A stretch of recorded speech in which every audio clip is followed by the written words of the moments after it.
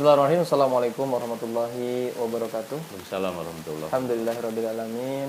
Bapak Ibu kaum muslimin, teman-teman semua. Insyaallah di video ini kita akan mewawancarai atau bertanya kepada salah satu tokoh yang ada di Pajambangan. Insyaallah beliau memiliki perbendaharaan atau pengetahuan yang banyak seputar Jampang. Dan tentu akan kita spesifikkan Bapak Ibu semua tentang isu atau tentang kabar buruk tentang Jampang. Saya dari dulu memiliki perasaan kalau untuk daerah itu merasa kecintaan yang luar biasa, terutama nama Jampang. Nah, insya Allah ada di samping kita yaitu dengan Bapak Henda Pribadi. Assalamualaikum. Assalamualaikum warahmatullahi wabarakatuh. Alhamdulillah dengan Pak Henda Pribadi. Baik, insya Allah kita akan tanya kepada beliau tentang Jampang. Tentu pertanyaan ini akan lebih spesifik, yaitu tentang kenapa sih Pak Jampang ini di mata orang luar Jampang ya, orang Sukabumi misalkan, atau orang Cianjur, orang Bogor, orang Jakarta, itu terkesan negatif Pak. Bahkan kalau orang dengar nama Jampang itu pasti kalimat atau yang terlintas di pikirannya itu santet, dukun, ilmu hitam. Kenapa bisa seperti itu Pak? Begini ya, pertama sebelumnya saya ingin klarifikasi lah. Sebenarnya bukan tokoh juga lah, tapi kita berbagi serba sedikit aja pengetahuan yang kita miliki berkenaan dengan Jampang ini. Yang pertama kita samakan dulu ini persepsinya, mindsetnya, bahwa Jampang ini sebetulnya yang kita kenal hari ini itu untuk menyebut beberapa hal. Yang pertama mungkin menyebut Tatar ya, menyebut wilayah. Nah, Jampang ini sendiri sebenarnya kalau melihat dari sisi sejarah, itu dari sisi hamparan hamparan bumi juga terbentang dari mulai perbatasan Cimandiri ya, itu Teluk Jampang ya, Pelabuhan Ratu, itu sampai ke daerah Ciamis. Itu kalau dilihat dari sisi batuan. Tapi dari sisi historik pembagian Jampang itu pembabakannya juga memang dimulai pada masa pemerintahan Hindia Belanda dulu. Nah, penyebutan Jampang Wetan, Jampang Tengah, Jampang Kulon itu sebetulnya kemudian setelah pada masa pemerintah Belanda itu untuk membagi distrik Cianjur, Bogor. Nah, dibuatlah secara zona, yaitu zona Sukabumi. Nah, dari Sukabumi inilah kemudian berlanjut juga itu ada pembagian wilayah, ada Jampang Wetan. Nah, untuk penyebutan per hari ini Jampang Wetan itu ya, seperti Sagaranten, Curug Gemar, Cidadap, Cidolog, dan Dapil 5 lah yang sekarang.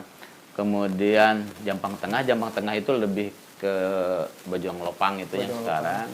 Kemudian Lengkong, Bojong Lopang, Lengkong itu Cimerang ya ke sana, perbatasan dengan Pabuaran, dan itu juga masuk ke tataran Jampang Tengah untuk istilah sekarang. Dan Jampang Kulon ini menyebut lebih kurang 10 kecamatan atau dapil 6 sekarang itu. Surade, Ciracap, Cimas, Kalibunar, Jampang Kulon, Cimanggu, Waluran, kemudian Cibitung, kemudian Tegal Bulet. Itu ada 10 kecamatan sekarang yang terlebut dalam P3. Nah, tentang bagaimana respon atau pandangan orang luar Jampang terhadap Jampang, itu dikembalikan kepada mereka. Jadi kalau ingin mencari jawaban yang sesungguhnya, ya tanya mereka. Apa yang menyebabkan mereka memiliki persepsi seperti itu tentang Jampang. Jadi kalau ke saya paling hanya menduga-duga saja. Tetapi kita bisa mengambil beberapa jawaban sebenarnya atas fenomena yang terjadi, meskipun jawaban ini juga tidak utuh. Maksud saya tidak utuh itu begini. Karena sebuah peristiwa itu tidak bisa berdiri sendiri. Ya. Nah, ketika persepsi orang tentang Jampang itu pasti ada fakta-fakta yang mereka temukan Ya, itu Pak. terhadap Jampang. Karena apa? Karena respon atau reaksi itu dipicu oleh aksi. Ya. Nah, jadi tidak bisa berdiri sendiri. Nah, mungkin bagi mereka yang ada di luar Jampang pernah bersentuhan dengan yang menurut mereka ini kurang baik tentang Jampang. Ya. Persepsi yang mereka sebutkan tentang Jampang. Sebenarnya kalau kita lihat dari jawaban tentang sebuah respon atas aksi, atas fakta yang ada, dimanapun akan begitu sesungguhnya, bukan hanya untuk Jampang. Tetapi karena Jampang ini memang pada masa yang lalu, termasuk saya waktu di kampus itu memang luar biasa orang melihat tentang Jampang itu persepsinya. Memang, termasuk orang-orang ini berarti Pak, orang-orang Jampang ya. Kalau saya ngomong di Bandung itu sering pada mahasiswa gini, jangan macam-macam ya. Itu Kang Pah itu orang Jampang. Orang Jampang. Itu saya nggak tahu kemana arahnya. Namun demikian yang dulu itu agak sohor gitu ya, agak populer itu, yaitu berurusan dengan dunia pelet, dunia santet atau teluh dan lain-lainnya. Nah, kalau kita ngomongin teluh misalnya, itu mungkin bagi beberapa orang itu juga fakta yang tidak bisa diabaikan. Meskipun dalam terminologi sekarang ini yang menyangkut ilmu-ilmu jenis mistis metafisik ini kan sulit untuk diberikan penghukuman, penilaian maupun pembuktian. Betul. Ini soal kepercayaan ranah-ranah seperti ini. Namun yang pasti sejak saya kecil ada beberapa peristiwa yang memang sering ditemukan. Dulu itu pernah beberapa kejadian, ada orang yang memang rumahnya dibakar, ada yang dibunuh dengan isu dia tukang teluh, gitu. Dukun teluh atau santet dan yang lain-lainnya. Ini juga kan sebuah fenomena yang entahlah kalau di zaman sekarang ini sudah ramai media massa, mungkin ceritanya kan semakin ramai. Kalau dulu juga sudah. Tahun berapa Pak dulu itu? Waktu saya di SD itu sering di sini ya di tetanggaan Lembur itu sekitar tahun 87-an lah. 80. Gitu, 87, 88 gitu. Itu masih ada sudah. Kejadian bakar-bakar. Ada bakar rumah dan beberapa bukan bakar, orangnya dibakar, Pak. Orangnya dibunuh. Itu juga dibakar. Ini saya nantilah kalau ini saya tidak harus menyebut nama. Ya, betul. Tapi beberapa sahabat saya juga pernah ada yang katakanlah ditanya polisi karena ikut hadir di tempat itu. Dan begitupun ke sininya beberapa. Cuma karena sekarang ini media sosial juga sudah semakin canggih, kalau ada isu-isu yang seperti ini sudah agak cepat untuk diantisipasi. Nah, jadi ini kan soal kepercayaan orang, soal yang seperti ini. Nah, itu kira-kira begitu. Terus saya ingin sampaikan, apakah yang seperti ini masih ada apa enggak kan gitu ya. Nah, kalau melihat dari ini ada uraian secara akademis misalnya dari Profesor Edi S. Eka Jati ya. Itu yang dikutip oleh Mas Ruri. Ini ada buku, ini layak baca lah. The Secret of Santet. Ini dari di buku itu kan diuraikan bahwa yang namanya santet, tenung, bayongbong dan istilah-istilah itu sebenarnya ada di tiap daerah keyakinan-keyakinan ini di tiap daerah. Nah, khusus untuk Jampang itu biasanya dikenalnya itu teluh sama santet. Nah, teluh sama santet ini. Saya memang agak terlalu hati-hati kalau sudah ngomongin persoalan ini karena memang tanpa rujukan kita juga nanti sulit untuk menjawabkan. Nah, itu di tulisan Mas Ruri itu juga diurai. Nah, salah satu gini, jadi bagaimana kondisinya kalau berurusan dengan teluh, santet seterusnya? Katanya begini, jadi kemurungan, dendam, kemudian emosi pribadi, kemudian istilahnya kekecewaan yang mendalam. Itu yang dialihkan kepada orang lain. Jadi dialihkan kepada orang lain. Nah, ini memang pengalihan ini mungkin itu tadi. Kenapa kita harus berpikir positif? Karena apa? Karena Karena energi ini juga sangat mungkin untuk ditembakkan ke orang lain, gitu kan. Hukum energi itu kan begitu, satu sama dan terhubung. Kalau memang kita takut disantet, takut di apa-apa, ya pasti Kejadian ya. cemas lah, Cemas ya, was-was. cemas, murung, was-was. Tapi kalau kita sampaikan, ya ini urusan hidup mati itu urusan Gusti Allah. Urusan kenapa kita tidak berlindung? Nah untuk akhir-akhir ini memang beberapa pegiat juga memang sedang memunculkan bagaimana mengkampanyekan bahwa Jampang itu tidak seperti yang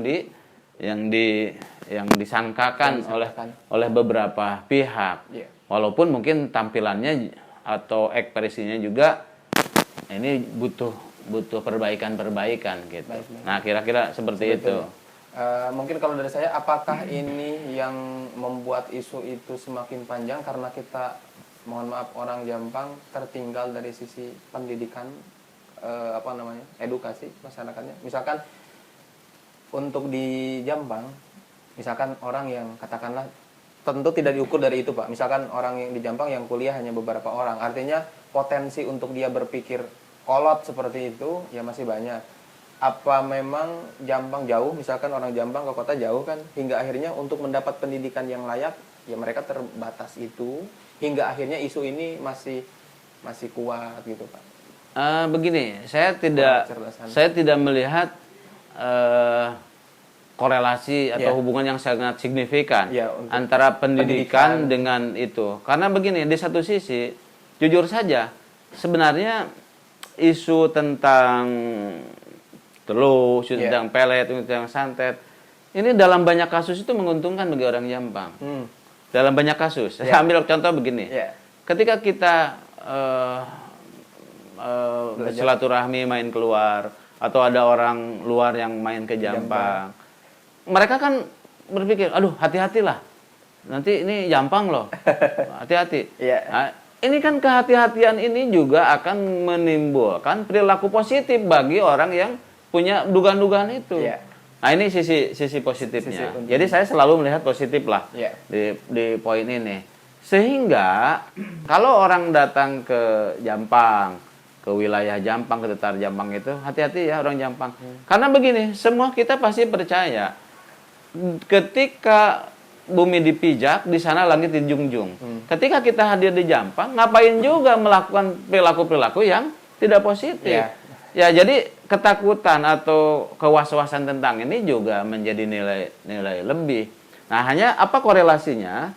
Apakah ini ditangkal atau tidak? Apakah ini perlu untuk disosialisasikan atau tidak? Saya pikir begini, bahwa di setiap daerah, dimanapun pasti ada branding. Ada branding untuk mempertahankan, ada branding untuk disampaikan hal-hal yang positif. Nah, jadi bukan pada persoalan apakah pendidikannya kurang atau tidak. Karena kalau kita lihat realita yang ada, orang-orang Jampang itu pendidikannya juga tinggi-tinggi, gaulnya juga lumayan, itu di mana-mana coba. Gengsinya juga tinggi. Tapi ini lebih kepada cenderung alamiah. Maaf kalau saya bicara lebih, ya inilah hebatnya Jampang gitu. Inilah hebat Jampang. Jadi kalau teman saya bilang dari orang-orang timur gitu ya, dari Jawa yang lain, Jampang ini tanah resi. Tanah resi. Jadi orang itu akan berkunjung banyak ke Jampang. Nah, bahkan kalau saya dengar beberapa cerita tutur dari orang tua saya, biarin aja Jampang tampil apa adanya. Nggak perlu direkayasa, nggak perlu diapa-apain. Toh semuanya akan terjadi secara alamiah. Nah, bahkan satu hal yang sering diamanati oleh orang tua saya, oleh beberapa orang-orang tua yang telah lebih dulu, persoalan Jampang ini juga jangan terlalu direkayasa, jangan terlalu dilebih-lebihkan, jangan terlalu dikurang-kurangkan. Biarkan saja, toh Jampang mewarisi keberadaannya sendiri, gitu. Nah, jadi sebenarnya untuk ingin tahu tentang cerita tentang persoalan Jampang, menurut analisa saya, ini ada salah satu yang memang perbedaan yang sangat mendasar. Kalau orang ngomongin Jampang itu sulit untuk dicari referensi, karena cerita tentang Jampang itu literasinya kurang. Jadi kalau nyari catatan tentang Jampang itu mana sih? Kemana sejarah kemana? Nah kalau saya melihat itu di poin literasi catatan sejarah Jampang, saya kenal itu ada seorang guru yang orang tua lah saya Pak Kamal itu juga punya catatan-catatan. Tapi catatan-catatan itu bukan catatan murni para pelaku, tapi lebih kepada analisa peristiwa. Sehingga catatannya misalnya dalam bentuk tadinya mangle, ditulis tentang Jampang di sejarah. Ada juga mungkin di majalah-majalah Tempo dulu. Sehingga lahirlah analisa. Adapun faktanya tentang Jampang itu lebih kepada tutur. Tutur itu cerita dari orang tua ke orang tua. Nah, kalau bicara tutur kan kelemahannya ada pada nanti bisa ditambah-tambahin. Nah, mungkin ditambah-tambahin, mungkin kurang. Mungkin kalau ada 3 orang yang cerita dari kakeknya gitu tentang Jampang, yang satu mungkin mendapat kesimpulannya begini, analisa begini, ya itu tentang Jampang. Jadi kalau ingin melihat Jampang secara utuh, hadir saja. Hadir aja di Jampang, fenomenanya seperti apa? Datang aja. Karena gini, contoh teman saya ya, ada teman yang bilang, wah ini di Jampang ini kan auranya gini-gini. Tapi saya mau ikut main ke sana. Ketika mereka main ke sini, mereka hadir di sini, kita ajak jalan-jalan. Penduduknya juga ramah-ramah. Mereka katakan, loh kok tidak seperti yang saya dengar tentang Jampang. Diduga, ya seperti yang Jampang. Kan ini menjadi hal yang lumrah tentang Jampang. Itu yang saya tahu tentang Jampang itu. Sama ya, luar biasa. Jadi memang kalau ada isu-isu yang ya tadi banyak katakanlah ilmu hitamnya dan lain-lain, datang aja dulu tadi kan tips sederhananya, datang aja dulu ke sini, buktikan langsung, dan ternyata banyak orang yang nggak mau pulang lagi karena betah. Karena memang mungkin faktanya ketika dia di sana tidak menemukan isu-isu tadi, justru dia mendapatkan secercah kebahagiaan kalau menurut saya. Makanya dia nyaman, ketenangan, kenyamanan di situ hingga akhirnya jatuh cinta tersendiri. Tapi gini juga ya, atribut-atribut tentang tadi itu kan orang juga baca. Saya sampaikan kalau boleh berpesan gitu ya. Tidak menampilkan juga atribut-atribut yang keterbacaannya keluar itu juga negatif ataupun memang tafsirnya juga menjadi keliru. Gini misalnya istilah santet ya tetap aja santet gitu. Istilah teluh ya mungkin tetap aja teluh gitu. Nah, karena kita juga tidak menerima informasi secara detail gitu ya. Kalau saya sih sering memakai istilahnya begini. Pak, main ke Jampang. Aduh, saya sakit teluh. Saya takut teluh. Saya sering ngomongnya begini. Teluh Jampang udah insaf kok. Teluh Jampang udah langka loh. Gitu. Kenapa istilah insaf, istilah langka ini dipakai? Karena gini, orang itu juga nanti kalau ngomongin udah insaf loh. Oh berarti tidak perlu ditakutin lagi, tidak perlu diapain lagi. Kemudian udah langka loh. Artinya mungkin bisa ditemukan satu atau 2 kasus. Untuk apa ini masih dihadirkan kalimat ini? Biar mereka juga nggak macam-macam juga terhadap Jampang gitu. Nah jadi ini juga penting. Nah, untuk atribut Jampang itu di samping hadir sebagai geo gitu ya, hamparan tanah juga tidak lepas dari sisi sejarah. Kita kan mengenal ada Abang Jampang. Kok ada nama Jampang di Bogor? Ada Jampang di Jakarta misalnya. Kenapa? Di Cianjur juga disebut Jampang. Ini tidak lepas dari konteks sejarah gitu. Konteks sejarah seperti apa yang terjadi. Nah, jadi kita juga ingin berpesan kepada teman-teman, kawan-kawan yang ada di Jampang. Ya, terima kasih untuk eksplor sesuatu yang sangat positif, kemudian juga menyampaikannya kepada yang positif. Tapi sebagai ini yang muda-muda begini juga katakanlah harus ngobrol banyak lah, ngobrol banyak dengan orang tua, mungkin mumpung masih ada sebagian orang tua. Salah nggak sih kalau saya lakuin ini? Salah nggak sih kalau saya menyampaikan ini menurut konteks Jampang? Karena dalam istilah filosofi Jampang, ini kearifan lokal ya. Kearifan lokal di Jampang itu ada istilah kade ulah bisi kabade kubasa. Nah, Kabade kubasa itu maksudnya apa? Jangan sampai bahasa yang kita pakai, istilah yang kita pakai ini juga akan menjadi bumerang buat si pengguna istilah. Itu istilah dina bahasa Sunda mah bahasa Jampang ulah kabade kubasa, bisi kabade kubasa. Nah, ini kearifan-kearifan lokal ini banyak sekali. Nah, sesungguhnya yang saya temukan ada satu pegangan ya filosofi di Jampang gitu sebagai tanah Jampang, tanah Sunda itu apa filosofinya? Yaitu ya sili asa, sili asi, sili asu itu yang hebat itu yang memang kalau diterjemahkan itu secara luar biasa itu juga luar biasa lah, itu bisa diambil hikmahnya. Kita belum bicara sejarah Jampang nih, belum bicara sejarah Jampang belum ya. Belum, Pak. Kita hanya baru tadi, ngomongin ini gitu. tadi praduga atau sangkaan-sangkaan. Terakhir mungkin Pak Henda ini dari kita. Tadi kan kita juga nggak mau berlindung di balik kata Jampang yang sudah katakan tadi istilahnya awas ini orang Jampang. Artinya ada semacam penghargaan bagi orang Jampang asli ketika orang ini tidak di Jampang karena dia berlindung dengan kata awas nih orang Jampang. Artinya kan sudah ada mindset sebelumnya. Maksud saya gini Pak, bisa nggak orang Jampang bersaing untuk di kancah nasional misalkan?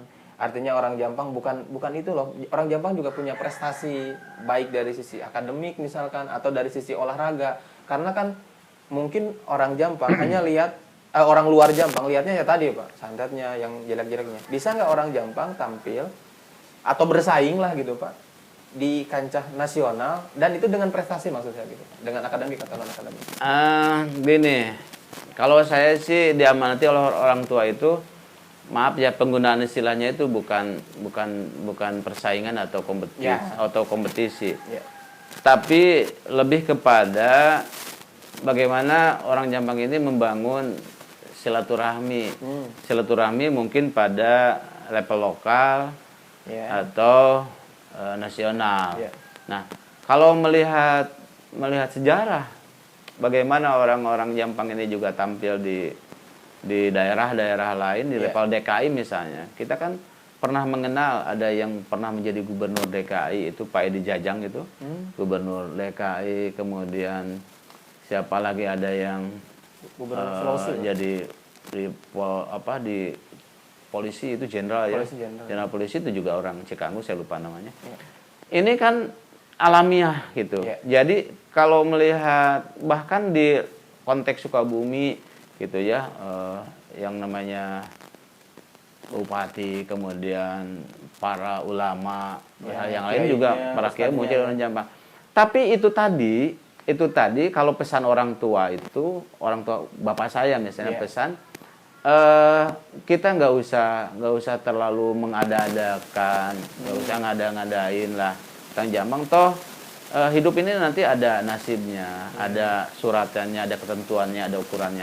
Tapi kalau yang dimaksud tadi adalah bagaimana kita bermain di ranah usaha, mengusahakan perubahan image agar isu-isu tadi tidak. Kalau saya sih dengan isu-isu tadi Jampang ini begini, Jampang ini, saya sih tidak terganggu sebenarnya. Itu biasa saja. Isu-isu tadi juga saya selalu mengambil hal yang positif. Tapi kalau mau juga diusahakan, cuma resikonya pasti nanti akan ada usaha-usaha ekstra. Kayak capek mesan lah, ada itu ada ini juga itu resiko. Ya silakan saja.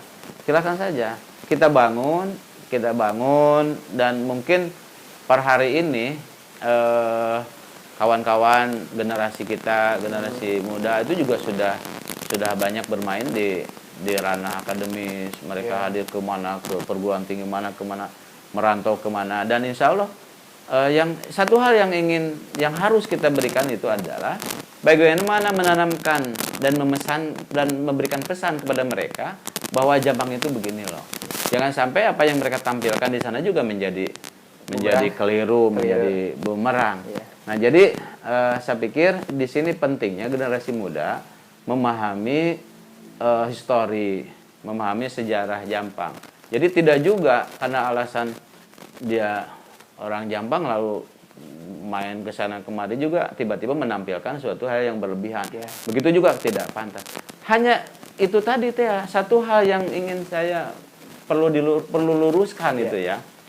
Jangan sampai generasi-generasi ini atau mungkin juga orang tua yang tidak terlalu paham, yang tidak terlalu tahu karena tidak mencari tahu tentang Jampang berekspresi mengatasnamakan Jampang gitu, seolah-olah nanti yang terjadi adalah Jampang itu apa yang dia lihat hari ini, apa yang dia rasakan hari ini, apa yang dia baca hari ini. Misalnya begini, anak-anak muda senang sekali gitu kalau ngomongin Jampang, kalau berarti dan Jampang, tapi tidak mengeksplor tentang Jampang yang sesungguhnya, baik masa lalu, masa kini, maupun proyeksi di masa yang akan datang. Jadi begitu. Betul. Tidak juga sembarangan ekspresi, tidak ngerti apa-apa, tapi menampilkan sesuatu yang juga apalah istilahnya nanti menghadirkan reaksi atau opini yang berkembang. Gitu. Terima kasih Pak Anda. Berarti teman-teman semua ada peluang, ada potensi bahwa kita juga mampu bersaing. Tadi kan disebutkan beberapa nama pejabat. Artinya kita bisa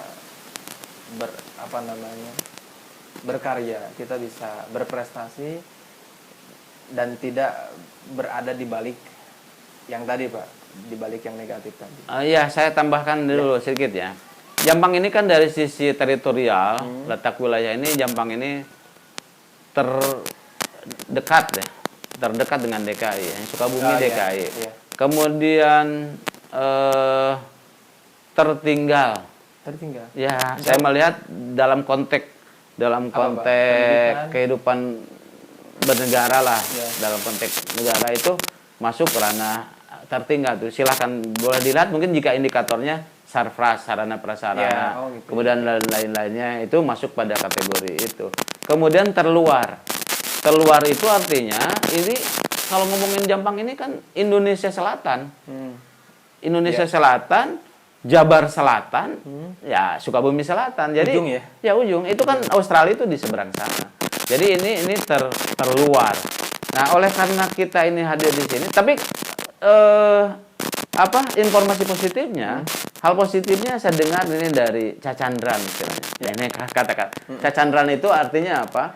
Cacandran itu adalah prediksi-prediksi masa depan yang disampaikan oleh orang tua masa lalu. Nah, seperti prediksi masa depan itu. Nah, menurut cerita orang tua, Cacandran Jampang itu akan menjadi kota bungsu. Kota bungsu. Jadi kota bungsu itu adalah kota yang memang sangat terakhir. Itu mungkin di Jawa Barat, mungkin di Indonesia. Ini Cacandrannya. Kota bungsu. Kapan ini terjadi?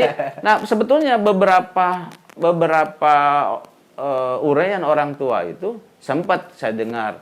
Misalnya nanti setelah tanah Jampang ini diwengku ku besi.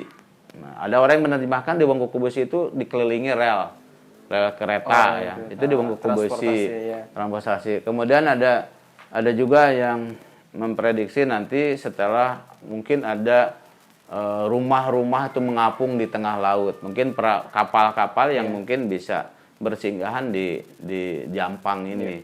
Nah, ini juga Cacandran orang tua masa lalu. Jadi sehingga bagi orang Jampang nih pesan moralnya kita tidak perlu pesimis, tidak perlu banyak keluhan dan lain-lain. Toh dunia ini juga terus bergerak. Dan Cacandran tadi bagi orang-orang modern macam kita ini juga jadikanlah itu hanya sebagai mungkin optimisme, acuan, harapan dan seterusnya. Ini memang kalau melihat Cacandran ini di Jampang ini istilahnya sangat respect gitu, ingin terus mempelajari. Karena literasinya kan kurang. Gitu. Kalaupun kita dengar istilah Jampang mungkin kita bisa menemukannya di tulisan yang ada di Museum Sri Baduga gitu, atau di Mangle atau di apa-apa, karena memang miskin literasi. Nah, itu jadi saya mengajak kepada warga Jampang itu optimis, yang penting melakukan kebaikan aja lah dari sekarang. Jangan terlalu banyak rekayasa juga karena akan capek. Gitu udah mengalir aja lah. Sama ya, luar biasa. Teman-teman semua sudah kita dapatkan ilmu pemaparan tadi. Meskipun ini tidak menyeluruh dan belum selesai, insya Allah ini ada session selanjutnya.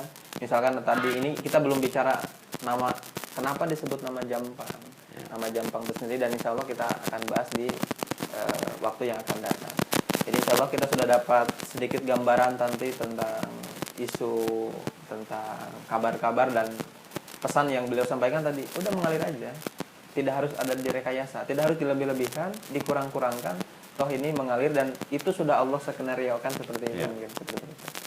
Baik, terima kasih. Itu aja mungkin yang bisa disampaikan. Adapun nanti pertanyaan, nanti bisa tulis di kolom komentar. Mau bertanya langsung kepada beliau, nanti mungkin kalau bertanya di kolom komentar, nanti kita tanyakan di video-video berikutnya. Insya Allah kita punya kontrak ya Pak, dengan Pak Henda ini ngebahas seputar tentang Jampang, baik dari sejarah dan lain-lainnya insya Allah. Sekian, barakallahu fikum. Assalamualaikum warahmatullahi wabarakatuh. Assalamualaikum warahmatullahi wabarakatuh.